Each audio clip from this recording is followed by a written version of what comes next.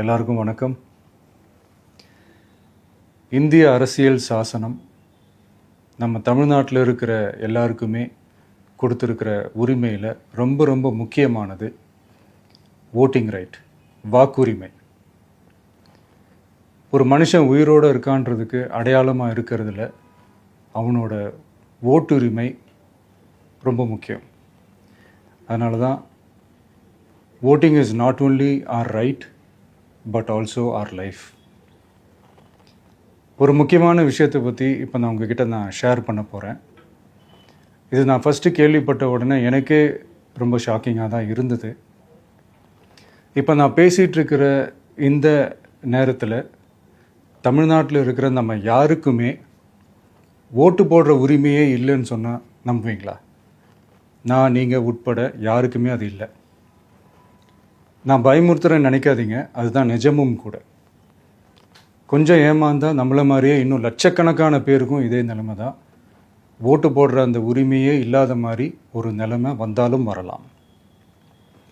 இதுக்கு main reason அந்த SIR, special intensive revision, சிறப்பு தீவிர திருத்தம். இப்போது இந்த எஸ்ஐஆர் நம்ம தமிழ்நாட்டில் எப்படி ஒர்க் ஆக போகுது? கடந்த ஜனவரி மாதம் எடுத்த அந்த கணக்கெடுப்பில் 6,36,00,000 வாக்காளர்கள் நம்ம தமிழ்நாட்டில் இருக்கிறாங்க. ஆனால் அவங்க யாருக்குமே இந்த ஓட்டு போடுற உரிமையே இல்லை. அந்த பிஎல்ஓன்னு சொல்லுவாங்க, பூத் லெவல் ஆஃபீஸர்ஸ், வாக்குச்சாவடி நிலை அலுவலர். அவங்க தான் வீடு வீடாக போய் அந்த ஃபார்மை கொடுப்பாங்க. அதை நம்ம ஃபில்அப் பண்ணி கொடுக்கணும். அதை தேர்தல் ஆணையம் அதை எடுத்துகிட்டு போய் அதை ஸ்க்ரூட்டினைஸ் பண்ணி அது எல்லாமே கரெக்டாக இருக்கான்னு செக் பண்ணி பார்த்ததுக்கப்புறம் அந்த வாக்காளர் பட்டியலை வெளியிடுவாங்க. அந்த வாக்காளர் பட்டியலில் நம்ம பேர் இருக்கணும், அப்போ தான் நம்மளால் ஓட்டு போட முடியும். அந்த புது பட்டியல் வர்ற வரைக்கும் நம்ம வாக்காளர்களான்றது அது உறுதியே செய்ய முடியாது. இன்கேஸ் அந்த புது பட்டியலில் நம்ம பேர் இல்லைன்னா அது ஒரு தனி ப்ராசஸ், அது ஒரு தனி ஃபார்ம், அது ஒரு தனி கிளைம்ன்ற மாதிரி அது ஒரு வேறு வேலை. ஸோ இந்த மாதிரி நிறைய சிரமங்கள் குழப்பங்கள் இருக்கிறதுனால மக்களுக்கு இது மேலே ஒரு கன்ஃபியூஷன் ஒன்று இருக்குது. இது என்ன வெரிஃபிகேஷனா இல்லை ஒரு மறைமுக ரீரெஜிஸ்ட்ரேஷனா இல்லை இது ஒரு நியூ ரெஜிஸ்ட்ரேஷன் மாதிரியே தானா அப்படின்ற மாதிரி நிறைய கன்ஃபியூஷன் இருக்குது. அவங்க செய்ய வேண்டியதெல்லாம் ஒன்று தான்.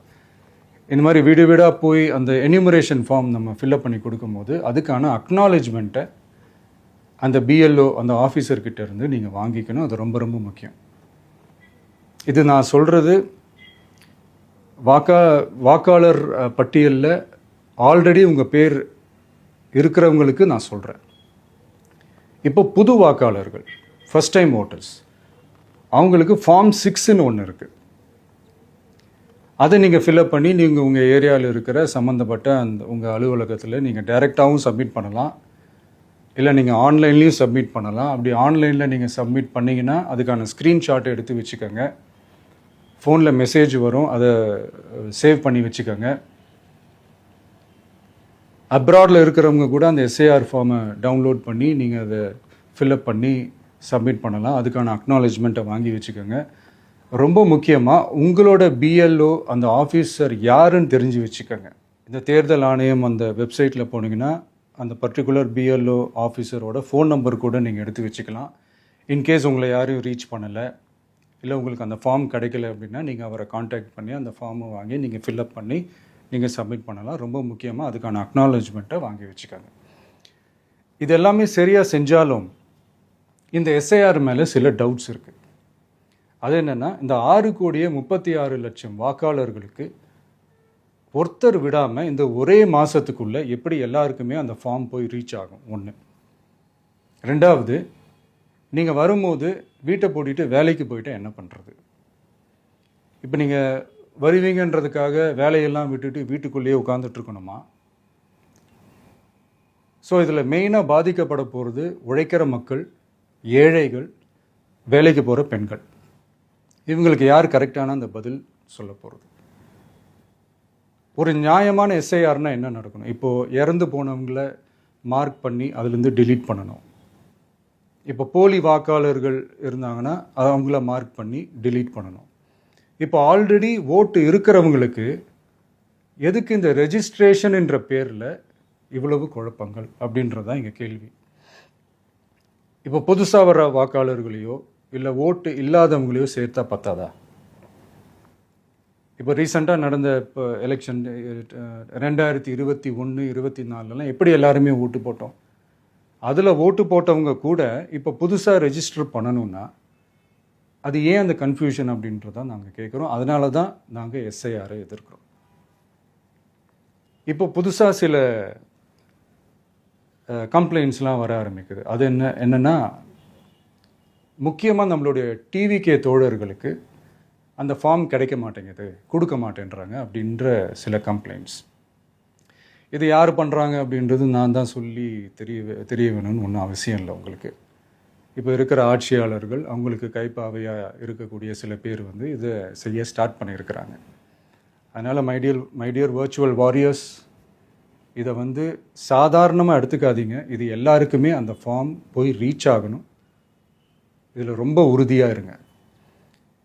அதையும் மீறி உங்களுக்கு அந்த ஃபார்ம் கிடைக்கலன்னா இருக்கவே இருக்கும் ஆன்லைன். தேர்தல் ஆணையம் அந்த வெப்சைட்டில் போய் அந்த ஃபார்மை டவுன்லோட் பண்ணி நீங்கள் ஃபில்அப் பண்ணி சப்மிட் பண்ணலாம். உங்கள் வீட்டில் இருக்கிறவங்களுக்கு நீங்கள் செஞ்சு கொடுங்க, பக்கத்து வீட்டில் இருக்கிறவங்களுக்கு செஞ்சு கொடுங்க, தெரிஞ்சவங்களுக்கு, தெரியாதவங்களுக்கு, பழகினவங்களுக்கு, பழகாதவங்களுக்கு எல்லாருக்குமே நீங்கள் தயவு செஞ்சு கொடுங்க.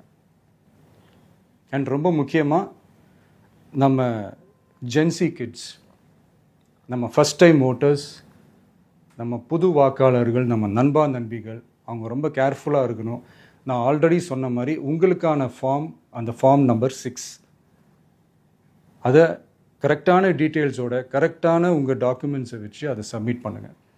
ஏன்னா வரப்போகிற தேர்தலில் நீங்கள் தான், அந்த ஜென்சி வாக்காளர்கள் தான் மிக முக்கியமான ஒரு ஃபோர்ஸ் அப்படின்றது எல்லாருக்குமே தெரிஞ்ச ஒரு விஷயம். அதனால் உங்களை டிஸ்டர்ப் பண்ணுறதுக்கு, உங்கள் பேரை அதில் இன்க்ளூட் பண்ணாமல் செய்கிறதுக்கு என்னென்ன வேலைகள் செய்யணுமோ, என்னென்ன தில்லுமுள்ளு வேலைகள் செய்யணுமோ எல்லாமே அவங்க செய்வாங்க. இது நமக்கு எல்லா திசையிலையும் எல்லா பிரச்சனைகள் கொடுத்துட்டு தானே இருக்கிறாங்க. அது டிஃபால்ட்டாக நடந்துட்டு தான் இருக்கும். அது ஒன்றும் பண்ண முடியாது. ஸோ அந்த மாதிரி ஓட்டு போடுற விஷயத்துலேயும் அவங்க என்ன உத்தரமராக மாறவா போகிறாங்க? இப்போ நான் சில மீட்டிங்ஸ்லலாம் ரிப்பீட்டடாக ஒரு விஷயம் நான் சொல்கிறேன்ல, 2 பேருக்கு நடுவில் தான் போட்டி அப்படின்ட்டு. அது மேடைக்கு மேடை அவங்க அதை ப்ரூவ் பண்ணிகிட்டு இருக்கிறாங்க. அதனால் தோழர்களே, வரப்போகிற தேர்தலில் நம்ம யாருன்னு காட்டணும், நம்ம பலம் என்னன்னு காட்டணும். அதுக்காக அந்த பலமான, அந்த பவர்ஃபுல்லான ஆயுதத்தை நம்ம கையில் எடுக்கணும். அந்த ஆயுதம் வேறு எதுவுமே இல்லை, ஓட்டு, வாக்கு, ஜனநாயகம். அது இருந்தால் தான் நம்ம அந்த வெற்றியை நோக்கியே நம்மளால் பயணிக்க முடியும். தமிழ்நாடே அந்த வாக்குச்சாவடி முன்னாடி திரண்டு நிற்கணும். அதை பார்த்துட்டு தமிழ்நாடே தமிழக வெற்றி கழகமா, இல்லை தமிழக வெற்றி கழகம் தான் தமிழ்நாடா அப்படின்ற மாதிரி இருக்கணும். வீடுன்னு ஒன்று இருந்தால் தான் ஓடு மாற்ற முடியும்னு அறிஞர் அண்ணா அவர்கள் சொல்லியிருக்கிறாங்க. அந்த மாதிரி ஓட்டுன்னு ஒன்று இருந்தால் தான் இந்த நாட்டையே காப்பாற்ற முடியும்.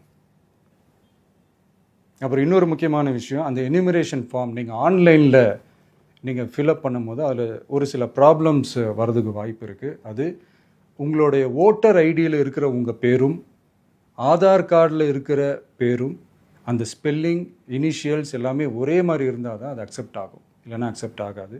அது கொஞ்சம் கேர்ஃபுல்லாக பண்ணுங்கள். அது கொஞ்சம் யூசர் ஃப்ரெண்ட்லியாக இருக்கலாமேன்னு கேட்டதுக்கு அதெல்லாம் முடியாது, அதுக்கெலாம் வாய்ப்பு இல்லை, அதுக்கெலாம் ஆளுங்க இல்லை, பண்ண முடியாதுன்னு ரிப்ளை பண்ணிட்டாங்க. ஸோ அதனால் மைடியர் டிவிகே தோழர்களே, மைடியர் ஜென்சி படை பலமே, உஷாராக இருங்க, கான்ஃபிடெண்ட்டாக இருங்க. நல்லதே நடக்கும். வெற்றி நிச்சயம்.